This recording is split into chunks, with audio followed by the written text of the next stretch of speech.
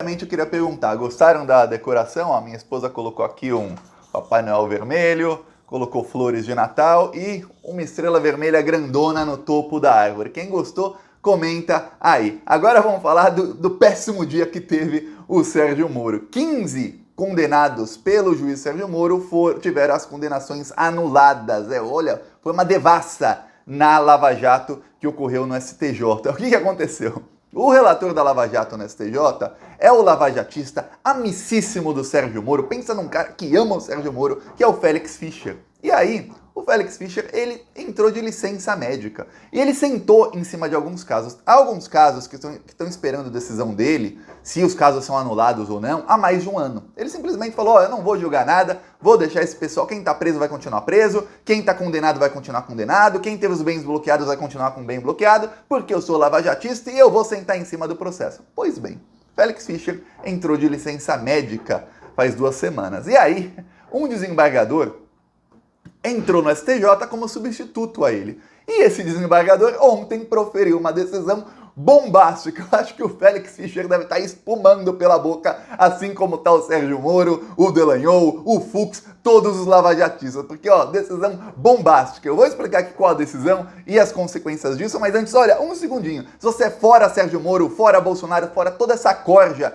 que está destruindo o Brasil, e vamos lembrar, eleitos pela Lava Jato, se você é fora todos eles, inscreva-se aqui no canal, um segundinho, é de graça. Se você já é inscrito, olha, curte o vídeo e também deixe o seu comentário. Agora, vamos falar do Sérgio Moro e no final do vídeo eu vou mostrar um trecho do nosso carro de som lá na Paraíba, perto da cidade onde tentaram prender o nosso carro de som. A gente continua rodando lá, a gente continua indo pra cima desses malditos bolsonaristas. Agora vamos falar sobre a decisão do desembargador. O desembargador, vou até ler aqui o nome dele, o desembargador Jesuíno Rissato, parabéns, Jesuíno Rissato. Ele pegou, no total são 27 processos e 15 eram os condenados. Ele pegou e falou assim, peraí, tem uma decisão do STF, da segunda turma do STF, que diz que casos em que o Caixa 2 era utilizado unicamente para campanhas eleitorais devem ser remetidos para a Justiça Eleitoral. Ok, quem diz isso não sou eu, Thiago, é o STF. Tá. O Félix Fischer, que é o ministro do STJ, que é relator da Lava Jato, deveria imediatamente, após a decisão do STF, deveria ter, de ofício, sem que ninguém pedisse habeas corpus nem nada, dito, esses casos todos vão ser remetidos à Justiça Eleitoral, à 13ª Vara de Curitiba, que é a vara do Sérgio Moro, onde ele trabalhava, onde ele era juiz, não tinha competência para esses casos e no juridiquês competência quer dizer o seguinte, esse caso não deveria estar ali, deveria estar em outro local da justiça. No caso, não deveria estar numa vara criminal, ou seja, na justiça penal, deveria estar na justiça eleitoral. Ou seja, tudo que aconteceu aqui não vale. Os processos têm que ser encaminhados para a justiça eleitoral. Isso deveria ter feito o Félix Fischer 1 ano atrás.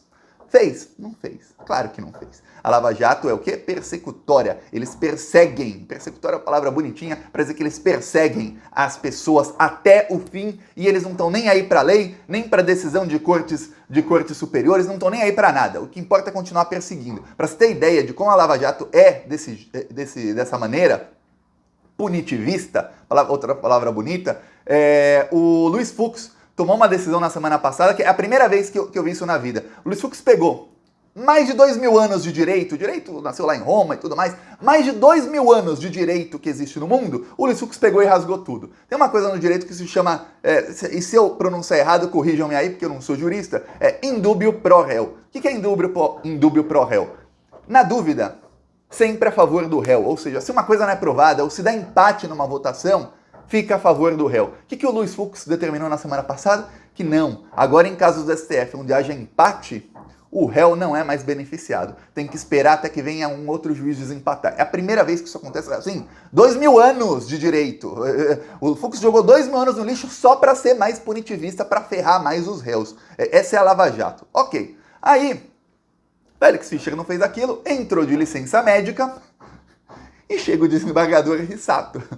Jesuíno Rissato chega e fala, eu como agora ministro substituto do STJ, eu não vou simplesmente tomar decisões normais que chegam aqui, não. eu vou com tudo. Ele foi lá e mandou todos os processos para a Justiça Eleitoral, anulou as condenações, que é o correto a ser feito, e ainda ainda declarou a incompetência da Vara de Curitiba. Tem uma coisa, a Vaza Jato mostrou que o Sérgio Moro e o Dallagnol sabiam que esses processos deveriam ir para a Justiça Eleitoral. Tem conversas no grupo Filhos do Januário, que é o grupo onde estavam todos os procuradores da Lava Jato. Januário é o Januário Paludo, aquele que foi apontado como um dos operadores do doleiro dos doleiros do Dario Messer, ou seja, o cara ligado chegou até a ser testemunha do Dario Messer num processo, ou seja, ligado com bandido. O Januário Paludo era o procurador mais antigo da Lava Jato, ele começou a operação. Então os outros, por serem mais novos, terem idades para ser filhos dele, chamavam o grupo onde estavam toda a força-tarefa da Lava Jato de Filhos de Januário. Nesse grupo, o Dallagnol e os procuradores conversaram sobre alguns dos casos. E eles sabiam, peraí, isso é caixa 2, mas é eleitoral. Não, eles simplesmente ignoravam. Não, vamos continuar perseguindo. Tem um caso uma das pessoas que teve a condenação anulada foi João Santana, que era marqueteiro do PT. Hoje ele está tendo o trabalho mais fácil ou mais difícil do mundo, que é de ser marqueteiro do Ciro. Está afundando a campanha do Ciro, o João Santana.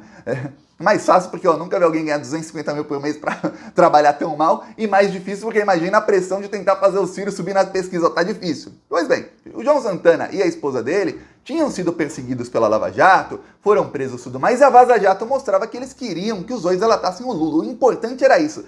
Tem que falar do Lula. Não falou do Lula, não interessa o resto. E que a Lava Jato sabia que não tinha provas contra eles. Esse era o modus operandi da Lava Jato, era prender. Prisão preventiva, veja bem, ninguém era condenado ali. Ninguém foi julgado, teve direito à ampla defesa, foi condenado em primeira, segunda, terceira instância. Não.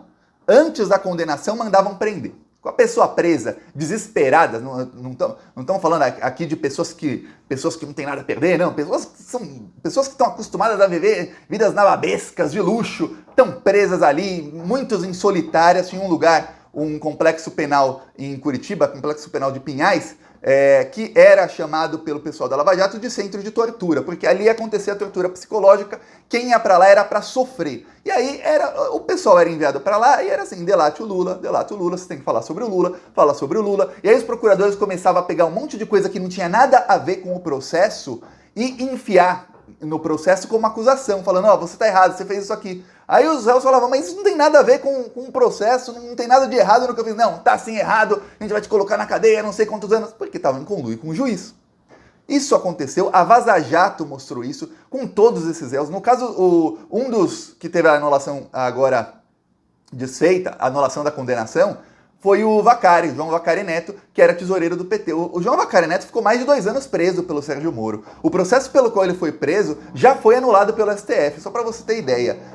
O Sérgio Moro estava numa senha tão grande para que ele delatasse o Lula, que o Sérgio Moro prendeu a cunhada do Vaccari Neto, a cunhada dele. Por quê? Por engano. Ele prendeu, ela ficou um fim de semana presa, ele falou, peraí, engano. Me engano. Olha que coisa, justiça. Me enganei.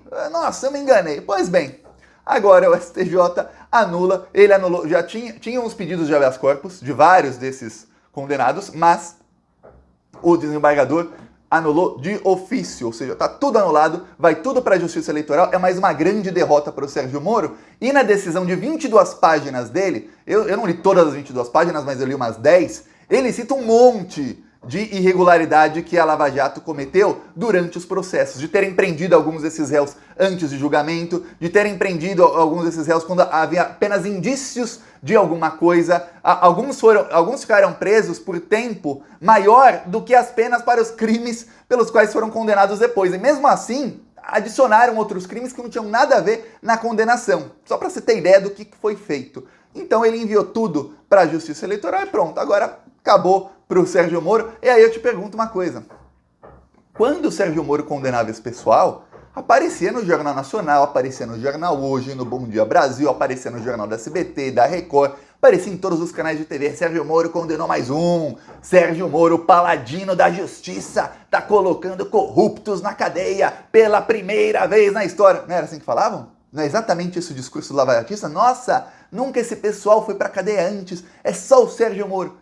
Agora que as condenações são todas anuladas, Sabe como é que o G1 dá notícia? Lá embaixo, tem que procurar para achar. Na verdade, eu não achei no site do G1, da Globo, eu não achei no site do Estadão, eu tive que dar um Google, e aí aparece o link, se eu procurar no Google, porque se você for no site, você entra na editoria disso, daquilo, de política, de poder, qualquer uma, você não acha.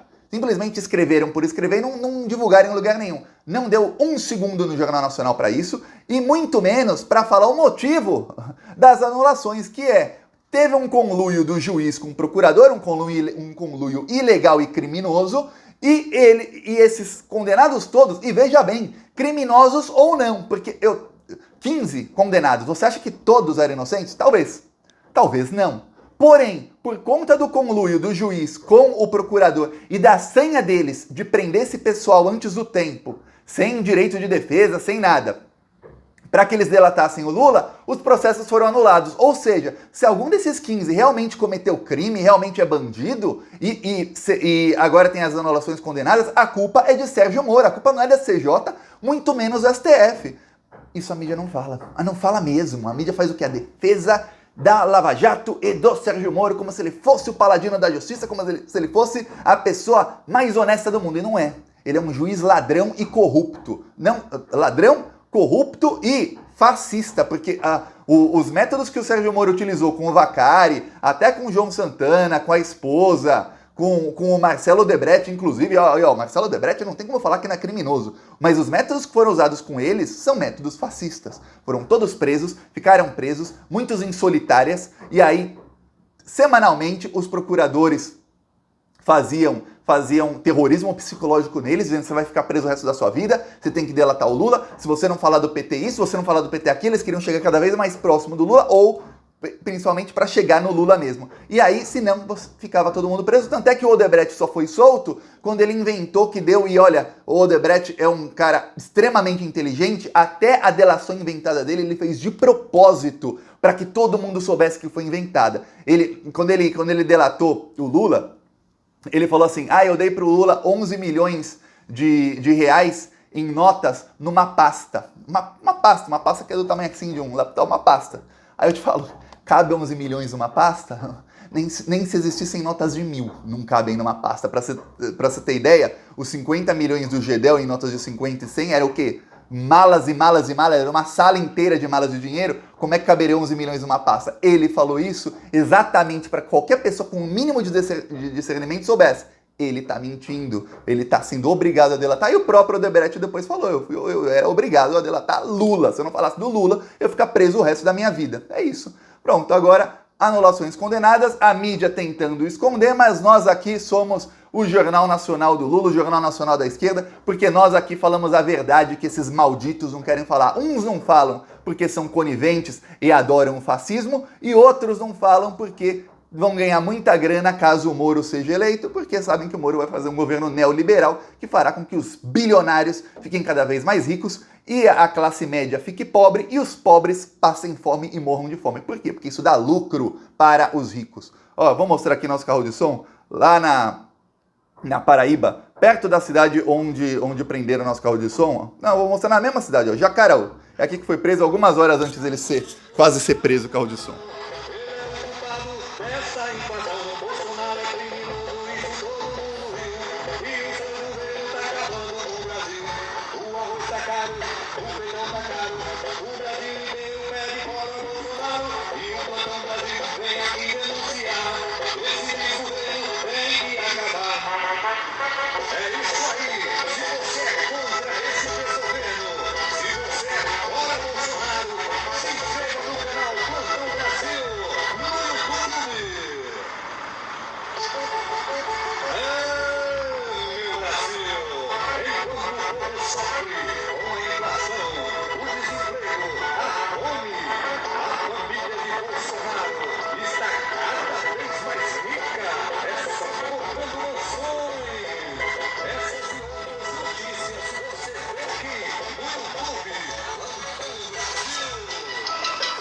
Tá aqui um trecho, foi aí Jacaraú, na Paraíba, onde um secretário da cidade escutou, porque a cidade inteira escutou o carro de som na primeira vez que roda lá, e aí um secretário da prefeitura da cidade mandou a polícia militar prender o carro de som, mas no fim deu tudo certo. E quem quiser nos apoiar, embaixo do vídeo tem um botão Seja Membro. No primeiro comentário eu deixo o Pix, eu deixo o PicPay, eu deixo também as minhas outras redes sociais. Siga-me também nas outras redes e nos comentários, aliás, na descrição eu deixo o segundo canal, que é o canal Thiago dos Reis.